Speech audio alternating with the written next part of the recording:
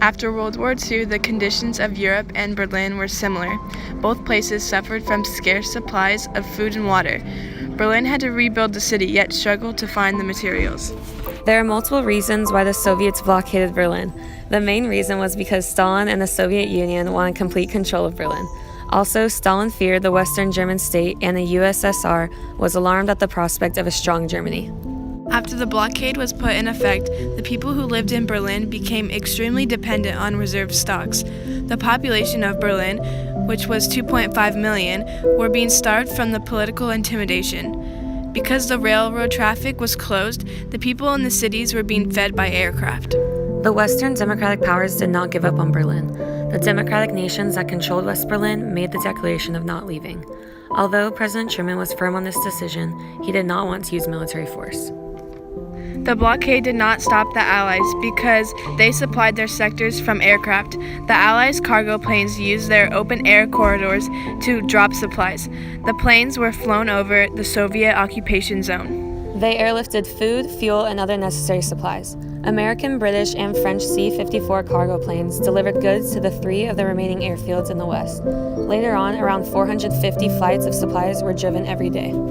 The Soviets refused to lift the blockade, so the Berlin aircraft went longer than expected. Hundreds of cargo planes ferried provisions to the 3 airfields in West Berlin for more than a year. As a result, the tons of supplies each day increased from 5,000 to 8,000 tons.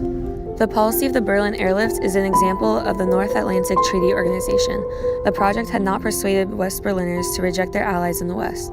It did not prevent the formation of a unified Western German state as well. In West Berlin, they were successful and were helped by the United States. However, East Berlin was not prosperous and struggled under the communist control. People from the East wanted to come to the West. West Berlin was known as the infection in the heart of communist East Germany. The Soviet Premier Khrushchev built the wall because he thought it would give him more power. For example, the wall would stop the USSR from gaining control of Berlin. Also, he wanted to unify Germany under a unified democratic state. Life before the wall was worry and stress-free. Berliners would cross the border in order to work, shop, and find entertainment through trains and subways. After the wall, it was nearly impossible to get through to the other side, other than at one of the 3 checkpoints. When the wall was first constructed, it was made of concrete and barbed wire.